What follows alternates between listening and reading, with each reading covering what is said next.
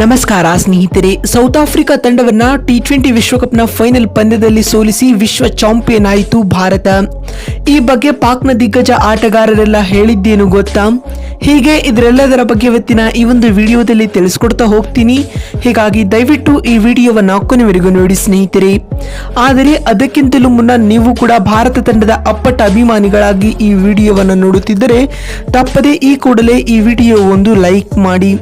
ಹೌದು ಸ್ನೇಹಿತರೆ, 2024ರ ಟಿ20 ವಿಶ್ವಕಪ್ ನ ಫೈನಲ್ ಪಂದ್ಯವನ್ನ ರೋಹಿತ್ ಶರ್ಮಾ ನಾಯಕತ್ವದ ಟೀಂ ಇಂಡಿಯಾವು 7 ರನ್ಗಳಿಂದ ವಿರೋಚಿತವಾಗಿ ಗೆದ್ದುಕೊಂಡಿದೆ ಸ್ನೇಹಿತರೆ.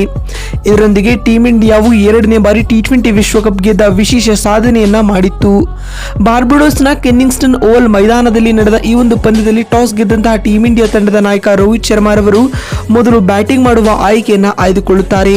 ಅದರಂತೆ ಮೊದಲು ಬ್ಯಾಟಿಂಗ್ ಮಾಡಿದ ಭಾರತ ತಂಡವು ನಿಗದಿತ 20 ಓವರ್ಗಳಲ್ಲಿ 7 ವಿಕೆಟ್ ಕಳೆದುಕೊಂಡು 176 ರನ್ ಗಳಿಸಿತು. ತಂಡದ ಪರ ವಿರಾಟ್ ಕೊಹ್ಲಿ 59 ಎಸೆತಗಳಿಂದ 76 ರನ್ ಬಾರಿಸಿ ಮಿಂಚಿದರೆ ಸ್ಟಾರ್ ಆಲ್ರೌಂಡರ್ ಅಕ್ಷರ್ ಪಟೇಲ್ 31 ಎಸೆತಗಳಿಂದ 47 ರನ್ ಬಾರಿಸಿ ಮಿಂಚಿದರು. ಫೈನಲ್ ಪಂದ್ಯ ಗೆಲ್ಲಲು 177 ರನ್ಗಳ ಸ್ಪರ್ಧಾತ್ಮಕ ಗುರಿಯನ್ನು ಬೆನ್ನಟ್ಟಿದಂತ ಆಫ್ರಿಕಾ ತಂಡವು 20 ಓವರ್ಗಳಲ್ಲಿ 8 ವಿಕೆಟ್ ಕಳೆದುಕೊಂಡು 169 ರನ್ ಬಾರಿಸಲಷ್ಟೇ ಸಾಧ್ಯವಾಯಿತು. ಇದರೊಂದಿಗೆ ಟೀಂ ಇಂಡಿಯಾ ವಿರುದ್ಧ ಫೈನಲ್ ಪಂದ್ಯವನ್ನ 7 ರನ್ಗಳಿಂದ ಸೋಲೊಪ್ಪಿಕೊಳ್ಳಬೇಕಾಯಿತು. ತಂಡದ ಪರ ಆಂಡ್ರೆಚ್ ಕ್ಲಾಸೆನ್ 27 ಎಸೆತಗಳಿಂದ ಆಕರ್ಷಕ ಅರ್ಧಶತಕ ಸಿಡಿಸಿದರಾದರೂ ಕೂಡ ತಂಡಕ್ಕೆ ಗೆಲುವು ತಂದುಕೊಡುವಲ್ಲಿ ಅವರು ವಿಫಲವಾದರು ಸ್ನೇಹಿತರೆ. ಇದೀಗ ಸೌತ್ ಆಫ್ರಿಕಾ ವಿರುದ್ಧ ಟೀಂ ಇಂಡಿಯಾವು ಟಿ20 ವಿಶ್ವಕಪ್ನ ಫೈನಲ್ ಪಂದ್ಯ ಗೆದ್ದ ಬಳಿಕ ಮಾತನಾಡಿದ ಪಾಕ್ನ ದಿಗ್ಗಜ ಆಟಗಾರರಾದ ಶೋಯಬ್ ಅಖ್ತರ್ ಅವರು ಈ ರೀತಿಯಾಗಿ ಹೇಳಿದ್ದಾರೆ. ಇಂಡಿಯಾವು ಇಂದಿನ ಫೈನಲ್ ಪಂದ್ಯದಲ್ಲಿ ತನ್ನ ಲಯಬದ್ಧವಾದ ಬೌಲಿಂಗ್ ಹಾಗೂ ಬ್ಯಾಟಿಂಗ್ ಆಟವನ್ನ ಆಡುವ ಮೂಲಕ ವಿಶ್ವ ಚಾಂಪಿಯನ್ ಆಗಿದೆ. ಭಾರತ ತಂಡದ ಈ ಆಟವನ್ನು ನಾನು ಖಂಡಿತವಾಗಿಯೂ ಅಭಿನಂದಿಸುತ್ತೇನೆ ಎಂದು ಶೋಯಬ್ ಅಖ್ತರ್ ಹೇಳಿದ್ದಾರೆ. ಮತ್ತು ಮಾತು ಮುಂದುವರೆಸಿದ ಅವರು, ವಿರಾಟ್ ಕೊಹ್ಲಿ ಕಳೆದ 4-5 ಪಂದ್ಯಗಳಿಂದ ಉತ್ತಮವಾದ ಫಾರ್ಮ್ ನಲ್ಲಿ ಇರಲಿಲ್ಲ. ಆದರೆ ಇಂತಹ ಮೋಸ್ಟ್ ಇಂಪಾರ್ಟೆಂಟ್ ಪಂದ್ಯದಲ್ಲಿ ವಿರಾಟ್ ಕೊಹ್ಲಿ ಫಾರ್ಮ್ಗೆ ಮರಳಿರುವುದು ನಿಜಕ್ಕೂ ಒಳ್ಳೆಯ ಸೈನ್ ಆಗಿದೆ ಎಂದು ಶೋಯಬ್ ಅಖ್ತರ್ ಹೇಳಿದ್ದಾರೆ.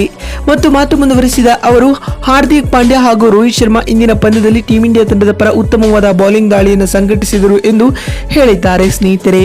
ಮತ್ತು ಟೀಂ ಇಂಡಿಯಾವು ವಿಶ್ವಕಪ್ ಗೆದ್ದ ಬಳಿಕ ಮಾತನಾಡಿದ ಪಾಕ್ನ ಇನ್ನೋರ್ವ ದಿಗ್ಗಜ ಆಟಗಾರರಾದ ವಾಸಿಂ ಅಕ್ರಮ್ ರವರು ಈ ರೀತಿಯಾಗಿ ಹೇಳಿದ್ದಾರೆ. ಈ ಬಾರಿಯ ಟಿ20 ವಿಶ್ವಕಪ್ನ ಫೈನಲ್ ಪಂದ್ಯದಲ್ಲಿ 2 ಅನ್ಬಿಟನ್ ಟೀಮ್ಗಳು ಮುಖಾಮುಖಿಯಾಗಿದ್ದವು. ಹೀಗಾಗಿ ರಣರೋಚಕ ಹೋರಾಟವು ಸಾಮಾನ್ಯವಾಗಿತ್ತು. ಅದರಂತೆ ಆಯಿತು ಕೂಡ.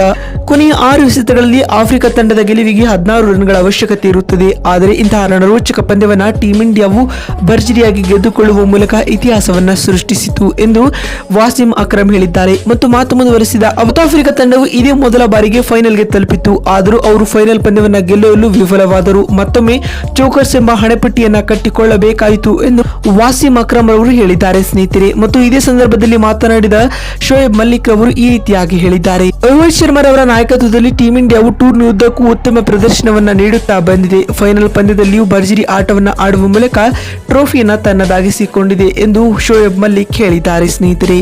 ನೋಡಿದ್ರಲ್ಲ ಬಂಧುಗಳೇ, ಆಫ್ರಿಕಾ ವಿರುದ್ಧ ಟೀಂ ಇಂಡಿಯಾ ಫೈನಲ್ ಪಂದ್ಯವನ್ನ ಗೆದ್ದು ಚಾಂಪಿಯನ್ ಆದ ಬಳಿಕ ಪಾಕ್ನ ದಿಗ್ಗಜ ಆಟಗಾರರೆಲ್ಲ ಏನೆಲ್ಲ ಹೇಳಿದ್ದಾರೆ ಅಂತ ತಿಳಿಸಿಕೊಡುವ ನಮ್ಮ ಈ ಪ್ರಯತ್ನ ನಿಮಗೆ ಇಷ್ಟವಾಗಿದ್ದಲ್ಲಿ ತಪ್ಪದೇ ಈ ಕೂಡಲೇ ಈ ವಿಡಿಯೋಗೊಂದು ಲೈಕ್ ಮಾಡಿ. ಮತ್ತೊಂದು ವಿಡಿಯೋದಲ್ಲಿ ಸಿಗ್ತೀನಿ. ಅಲ್ಲಿವರೆಗೂ ನಮಸ್ಕಾರ.